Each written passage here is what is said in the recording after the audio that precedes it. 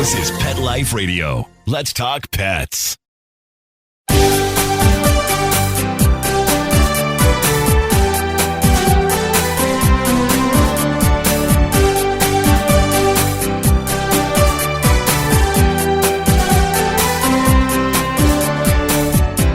Hello and welcome to Working Like Dogs on Pet Life Radio. Thank you for joining us and for following Working Like Dogs on Instagram and Facebook. And we're your hosts. My name is Marcie Davis, and my co-host is my adorable service dog, Lovey. And we're thrilled to be with you today to talk about our favorite subject, working dogs and working animals. And today we're going to be talking with one of our favorite dog people, an animal person, and that is Laura Moore. And Laura is the owner of Critters and Me, which is located in Santa Fe, New Mexico. And she has decades of dog wisdom that she's going to share with us today, all the way from dog nutrition to dog toys. So come right back after these quick messages as we welcome Laura Moore to the show. Tired of wasting money on giant bags, boxes, and jugs of litter that don't last? Switch to World's Best Cat Litter, the only litter that lets you use less and get more. World's Best Cat Litter uses the concentrated power of corn to deliver outstanding odor control and easy cleanup. It's lightweight, 99% dust-free, and pet, people, and planet friendly. It's even flushable. Make the switch to World's Best Cat Litter and save $2. Visit www.saveonworldsbest.com.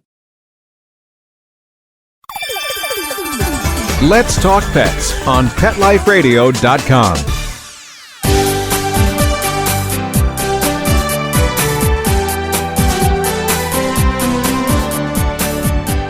Welcome back to Working Like Dogs on Pet Life Radio. We're so excited to have Laura Moore as our guest today. Hello, Laura, and welcome. Hi, Marcie and Lovey. Thank you for having me. Yeah, we're so excited that you could be with us because we have so many questions we want to ask you about today, Laura, and really pick your brain for all the wisdom. But before we do that, tell our listeners a little bit about yourself and your background and history with dogs and animals. Okay. Well, I moved to New Mexico in 1990 and immediately got involved in animal rescue, and then got involved in homeopathy and trying to help the neighbors in a rural area learn how to take care of their critters. So at that point, I was rescuing dogs, had usually 12 at a time, had some horses, and it just sort of grew from there. Wow. Well, I know that you are the owner of Critters and Me, which is one of my and Lovey's favorite stores. So tell us about Critters and Me, Laura, about what do you offer there to dog handlers? Okay. Well, what I found out was when I had gotten involved in classical homeopathy and I was trying to treat animals, I really found that I had to be able to offer, understand, and convince people about good nutrition. Because in my mind, nutrition is probably 90% of the battle. So the only way I could figure out to get that part of the scenario going was to start researching myself on nutrition and health and supplements. And the only way I knew to get that out there was to open a facility where people could come and trust that I'd done all the vetting on the products, and that they could trust that what I was giving their critters was going to be healthy and that we could move forward with any issues that they needed to be taken care of. So it was 20 years in May that I've had the Critters and Me, and working sort of on at least our second generation of doggies with my customers. And the biggest thing I'd seen with the Critters and Me is having the ability to start with the nutrition. When people were coming to me initially, their dogs were very sick at age 7. Now people are coming to me with the education that's been provided from us and from just many other ways, since everyone's become more conscious, is that now the dogs are walking in and they're 15 and 16 and actually up to 20 years old. So it's come a long way in 20 years as far as nutrition and health consciousness with the critters. Wow. Because nutrition, I'm so glad that we're talking about this, Laura. I've wanted you to be on the show for so long because nutrition is such a mystery, especially for people like me that are placed with we get a service dog or some type of assistance animal or working dog. The whole canine world is new to us. So how do you really recommend someone that maybe partnered with a dog, and they've probably been eating maybe what was donated to their organization, because let's face it, money does become a big issue. So they may not have been eating the highest quality of food or maybe different foods. How would you recommend someone select the food for their working dog? Well, I think anymore, one of the interesting things is that there's so many independent retailers now who are really very conscious about nutrition. The key for me is to make sure that any foods that I'm recommending, that the manufacturer is actually the one who either has their own facility producing the food or they are actually buying their own ingredients and making sure that's going into their food if they're doing what's called co-packing at another facility. And it's very difficult reading labels. So most of your independent retailers are very good at making sure they can read a label and tell you what to look for. Because one of the keys to, you think of people with service dogs or working dogs, there's a lot of expenses involved in that whole situation.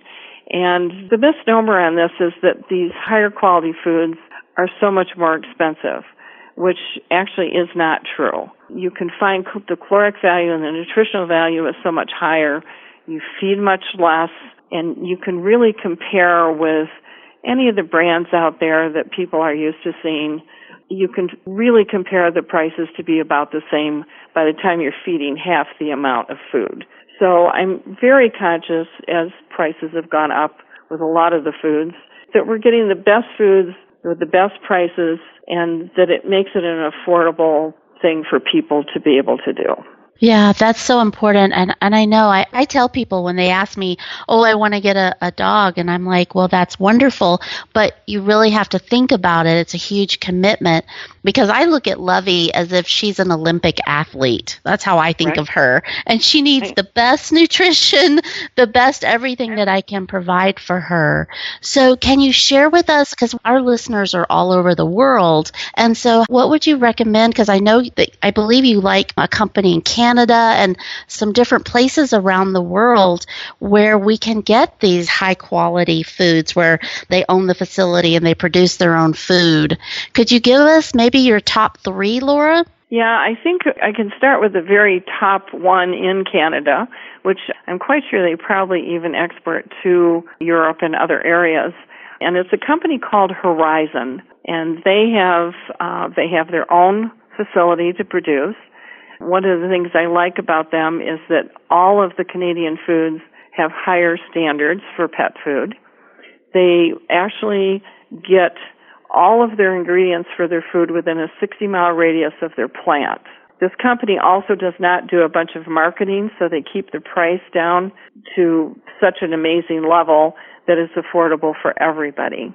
There is another plant and I've visited a few of these plants. There's another one actually in Minnesota, which is called Tuffy's, and they do a product called Nutrisource and Pure Vita. And their foods, they put $62 million into this plant, and you could eat off the floor. The manufacturing is incredible. The testing in most of these products that I work with, the testing is done on site. It's tested as the fresh foods come in, and it's tested before everything goes out. And so any of their products from the Tuffy's, Nutrisource, or Pure Vita products are right up there at a high place in my list. There's also a nice company, another one in Canada, that does a tripe product, and they have a kibble and they have cans. And they probably do one of the highest meat content foods, also with those high standards from Canada. And that is called Petkind. So those are options that are pretty much available throughout the country. A lot of them you cannot find online because they're trying to support independent retailers, but many of them also export overseas. And what do you really recommend, Laura? Do you recommend a dry kibble or the wet food or raw food? What do you really recommend? Well, if it was an ideal world and we could all do and afford whatever we wanted to do, I would always be a raw food feeder. It's not always reasonable for people to do, and it can be for many reasons, and a lot of it is the expense of it. What I try to do with my customers is to say, if you can do 50% kibble of a high-quality kibble, preferably a grain-free, unless you have a dog that's, maybe doing herding or something, those kind of working dogs sometimes do need some carbs like oatmeal and barley.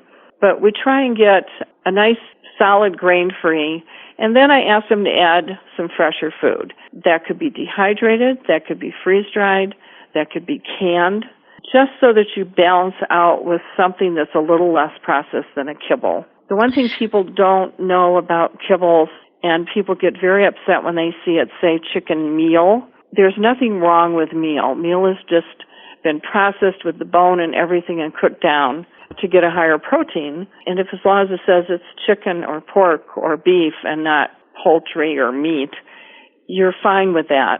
But you are cooking it at 500 degrees to get to meal. So I like to look for a food who has meat as the first ingredient, and then it may have meal as the second or third ingredient, because it's going to be processed then at a lower heat, probably around 180 or 200 degrees, so that you get a little more value out of it.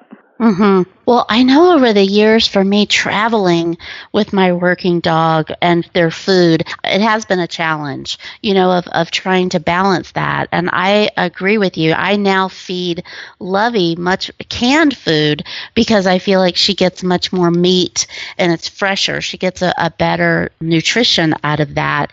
And it's worked great traveling with her too. My suitcase is heavy on the way out, but on the way back it's much lighter, but it does help me in feeding her. And I've also noticed I can manage her weight better because, as our listeners know, that's a huge issue for us with our working dogs, maintaining that weight. So what would you recommend for people, especially people who have crisis dogs or the conservation dogs where they're traveling so much? What would you recommend in food? Well, cans are terrific. Sometimes they're heavy. I do love, there's products like Stella and Chewy's, and there's Sojos that are actually freeze-dried or dehydrated foods that all you're doing is adding water, so you're actually getting fresher ingredients and fresher meat with it. Plus, they're really easy to travel with because they're so light. And we also have products that are more of a dehydrated meat. There's one called Real Meat that you can feed that way. They're just a little easier to travel with, and not, especially if you're a raw feeder and you're traveling, you're not going to be carrying raw food.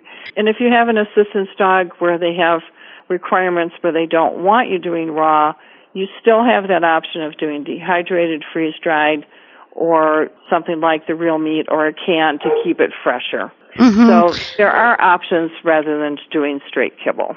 Yeah, no, that sounds really good, and I've thought about that too over the years. Like I said, I've tried a few different things, and actually what you're talking about works really well. I tried freeze-dried some years ago, but definitely I think that might be a good option. I think Lovey might enjoy that. So yeah, those are great suggestions. It definitely makes it easier for traveling, and yet you're still giving them really high-value nutrition. Yeah.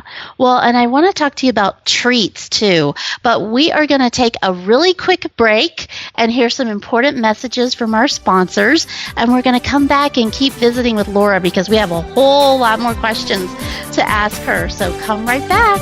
We'll be right back, right after these messages. Stay tuned. Does your dog itch, scratch, stink, or shed like crazy? Come to Dynovite for help. Order a 90-day supply of Dynovite. Everything we tried failed except the Dynovite. Pick up 2 bottles of Super Mega Fish Oil. Get the 3rd bottle free. Packed with omega-3, DHA, and EPA fatty acids. Super Mega is great for your dog's immune system, healthy skin, and soft, shiny fur. Dogs love it. Try Super Omega Fish Oil. Buy 2, get 1 free. At Dynovite.com. DINOVITE.com.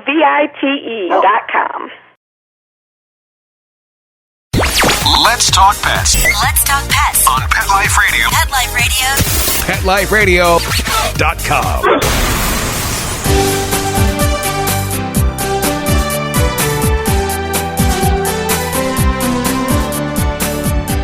Welcome back to Working Like Dogs on Pet Life Radio, and we're visiting today with Laura Moore, the owner of Critters and Me, and we were talking a lot about nutrition before the break, and I do want to continue with that a little bit, Laura, because I want to ask you about treats, and just wondering about what kinds of treats you recommend and how often to treat a dog. Okay. Yeah, it's actually one of the interesting things that I can find people that are feeding very nutritious foods, and then all of a sudden they tell me what treats they're feeding, and I'm a little surprised because it might be something from the grocery store that's, high in salts and high in preservatives, because they don't connotate treat as food. But treat should be a food. So I like to do products that might be, if you want a biscuit, a grain-free biscuit. I pretty much like just having smaller treats that are more like the more dehydrated all-meat treat that you can actually give. You also have to balance out that you are adding calories, because we also don't want these dogs to get too heavy. And you're going to have to figure out that you're not over-treating with all these different treats, thinking about how much food you're giving them. So if they're getting more treats one day for a particular reason, you might want to cut back on their food intake. Yes, and I certainly am aware of that with Lovey, because Lovey's the first dog that I've actually given a lot of treats to. And so I do love some of the products that you have, the real meat, that I actually break those up even smaller so that Lovey can get those, because I do hand feed her quite a bit. And then, but like you said, I feed her a lot less for breakfast and dinner to make up for that. And the real meat treats are one of my all-time favorites. That's what I use in my exam room. I know they're just all meat. I know they're healthy. I know they're not going to be calorically really high. And they also definitely are a high-value treat, and they're happy with them. Yes, they are. Whistle and Lovey love them. Yes, they do. And it's lovely because most of their lamb and their products are coming from New Zealand, and so they're very high-quality meats as well. Yeah, they love the venison. That's their favorite. That is the favorite amongst all the dogs. Well, and you also really know a lot about alternative treatment programs, and you practice them yourselves, and then you offer them at Critters and Me. And could you tell us about some of those, Laura? Yes. So as I had said, I basically started this because I was trying to help with health issues with animals, and so I have been a classical homeopath for almost 28 years. I have studied with homeopaths from all over the world, did a lot of studying with Dr. Richard Pitcairn, who is sort of the guru veterinary homeopath. And about 12 years ago, I got involved in bioresonance therapy, which is a frequency therapy I do with a machine from Germany. And I did study that in Germany. And it's very much like homeopathy, that you're actually just correcting frequency. It's been very helpful. If we can't fix a critter with nutrition, then we have these other options to use. And can you tell us, Laura, how would someone find a practitioner in this? Is there a way that you would recommend if they want to research on some of these homeopathic treatments of how they could do that? Yeah, actually, if they go to the Veterinary Holistic, it's actually the AHVMA, American Holistic Veterinary Association, and they look that up online, they can find a lot of people who are doing acupuncture, who are doing homeopathy, and doing various treatments like that. And that'll be the best source for your customers that are throughout the country, and actually they could probably find people in other countries. It's probably the best way to find that. Oh, great. Well, and I've been learning recently about alternatives in dental care, because I know that's another thing that we are responsible for with our working dogs, to brush their teeth every day. And I brush Lovey's every day, but still she loves it. She insists that I do it. She won't let me off the hook. But she still needs her teeth cleaned because of the tartar buildup that I can't get with her toothbrush. So tell us about some of the new alternatives in dental care that we need to know about. Okay. Well, we're very excited because I've been looking for years to find a way to offer what's called non-anesthesia dentals. And we have actually, in the past couple of years, found a group out of Los Angeles who sends a vet tech who is highly trained to the store and then we hire a vet to be there to do pre-dental checks to make sure that they're fine to have a non-anesthesia dental where they're going to behaviorally be okay and that their teeth aren't so severe that they need to go to their vet to have anesthesia and maybe something pulled. So we're doing about every quarter now, having these people come in. We're doing 2 days. We're hoping to get that up to 3 days to do these treatments. And he literally gets in there and checks all the teeth. He scales everything, polishes everything, and comes out and talks to you, giving you a full report on what needs to be done, what should be followed up, and also talking about how important mouth health is. I think it's something that's been very neglected because mouth health has everything to do with a good functioning heart, good functioning kidneys. So we really try and encourage people to look at the non-anesthesia dentals because the anesthesia can be a problem for dogs. They have to continue doing that, and especially for older dogs. And if you start early with this, then you won't have mouth problems and you can continue doing it with the non-anesthesia dentals. Yeah, I love that. And exactly for what you're saying is, Whistle is now 13 and he really needs his teeth cleaned, but there's no way I would do anesthesia for him right now. So I love that there's now an alternative and really want to get Lovey into that practice so that as she ages, she won't have that issue when she's 10 and 11, but she can still have nice, beautiful white teeth, that are healthy. Because you're right, it is tied to so many other health conditions that our working dog may encounter. People are actually very surprised. They think, oh, my dog will never be still. And this young man sits on the floor, gets them in his legs. He's very gentle. He actually does cats. Wow. We don't find dogs that are having problems. The owner stays out of the room. The vet and this young man stay in the room. And behaviorally, they really seem to be just fine, which surprises many owners. Yeah. Well, I know I had a friend who did it who does not have a working dog, and I was really surprised that her dog did so well, but really, really loved it and it was perfect for them. So I'm so happy to hear that this is happening, and I hope that we can all explore this as another tool that we have to take better care of our dogs. Absolutely. So let's talk really a little bit about toys, because sometimes it's hard, and our listeners have asked me what kind of toys does Lovey play with and what kind of play actually do working dogs do because they are so active and busy. So tell us about what kind of toys that you recommend for working dogs. Well, I think the biggest thing is that you need to look for something that's made out of safe materials. I'm always concerned about people with rope toys that they need to know those are interactive toys. They are not to be left with a dog. I have 2 labs myself, and one of them is a complete ball freak. And I like the things that are like closed cell foam balls. And so there are a lot of tennis balls that are made specifically out of the proper material for dogs rather than just your normal tennis ball. And also to make sure that you have an appropriate size for your dog, that nothing's too small for a larger dog.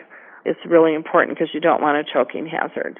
And I think it's very different. One of my labs doesn't care to chase balls or do anything. The other one will play with the ball all day long. So I think for working dogs, if they're out there catching a ball or having something to chew on just to keep themselves active is probably a good stress reliever as well. Yeah, it is challenging sometimes for the toys. That can be an issue because, like you said, you want to make sure that it's a safe toy for them. So what would you say when you're picking out a toy? What would be some of the top things that you could give us tips to look for and to stay away from? Okay, so what I try and do is find out what type of chewer they are. Some dogs will be perfectly fine with a soft toy that might have a squeaker in it, and they don't do a lot of chewing. But if you get the ones that are just pulling at that and trying to get the squeaker out, I stay away from those. The other ones that are nice and safe if you have a heavy chewer are the ones made out of fire hose because they're nice and sturdy and they can chew and you can throw it and they can pick it up. And, the old standby with a Kong is a terrific toy. You can stuff it with things and keep them busy for a long time with a Kong. Yeah, those are great suggestions. And actually, a friend gave Lovey and Whistle one of the fire hose toys. And I was really surprised because I didn't think that they would like it. But Lovey loves it. And it has lasted a really long time, which is unusual around our house. Yeah, they really do have some real strength to them and last a long time. Yeah. Well, and do you have any other suggestions for any recreational activities that you might suggest for working dogs? Well, I'm probably not the most expert on that since I'm more the healer. I think the biggest thing, I'm sure, with any dog is, I know that it's sort of set for them to have some good downtime, but I also think good exercise. And I always try and tell my clients, for both of you, get out and take a really good hike. It's going to reduce stress level for both of you. Yeah. And that's probably, in my opinion, one of the best things you could possibly do is just to get a nice hike and make sure that they're also, if they're not on a lead, they're in a safe environment, that you're not going to have an issue with them running off. Yeah. That's so true. Hiking is probably, to me, the most needed thing that a lot of dogs don't get enough of, is just to get out and get some good exercise. Yeah. Well, and I have to share with you that, Lovey, I was trying to figure out something fun for her to do, and I finally realized, because having a disability, sometimes hiking is not really an option for a lot of us. But what I did do is I got a horse trough, and it's a low one, so it's easier in plastic, so it's easier for me to deal with. But she loves to take a good swim in the summer. And she loves that little horse trough, and so it's pretty easy for me to manage and for her to have way big fun splashing around. Yeah, and she could put there's some great water toys you could put in those. Yes, we do that, yes. Yeah, I know a lot of people that go and it's inexpensive. You can go somewhere and just get a children's wading pool, and in the summertime fill it with water and throw a few toys in it. And like you said, if you don't have an ability to get out there and hike, that's a good way for them to cool down, to have some fun, and it is interactive because you're out there watching them, and it's great fun. Exactly, it is, and she does love to dive for the toys, absolutely. She'll put her whole little head under the water to get them. Yeah, we've been having way big fun the last few weekends, yes. Oh, good. Well, and those labs, they like to get their head in that water. Yes, she is full-blooded lab, absolutely. Well, Laura, are there any, I know our time, I could talk to you about this all day, but our time is going to come to an end. Are there any other last-minute tips as far as homeopathic treatments or healing that you want to leave us with today? Well, I really encourage people. We've worked very hard on our website, which anybody can access. And we have so much information on, vaccination, nutrition, spay and neuter, many, many different items. And so I really encourage people to go ahead and look at our website. And tell us that address, Laura. What is it? So it's www.crittersandme, which is all spelled out, .com. And I think it's fairly maneuverable, and people can actually even access through there to ask questions. Oh, wonderful. But it really does have a wealth of information on it. It does. I love your site. I go to it quite often myself because I love how you keep current information there. So we will definitely have that listed on our website so that our listeners can access that. So thank you. Great. I appreciate it. Yeah. Well, I think someone's telling us that our time is up today. So thank you. He's thinking the horses are out there and she wants to know what's going on. Exactly. It's time for some recreation. Right? Right. Well, thank you so much, Laura, and we hope you'll come back and visit with us again because you are just a wealth of knowledge, and we really appreciate the work you're doing and all the great information that you have to share. So thank you so much for being with us today. And thank you, Marcie. And it's always a delight to talk to you and Lovey. Thank you. Well, and thank you, our listeners, for being with us. We love to hear from you, so please keep those those emails coming. And you can reach us at Marcie, MARCIE, at PetLifeRadio.com. And as always, I invite you to follow Working Like Dogs on Facebook, Twitter, and Instagram, because we love seeing photos of you and your working dogs and the incredible work that they're doing every day. So thank you so much for being with us, and we look forward to being with you again soon. Take good care. Let's Talk Pets, every week on demand, only on PetLifeRadio.com.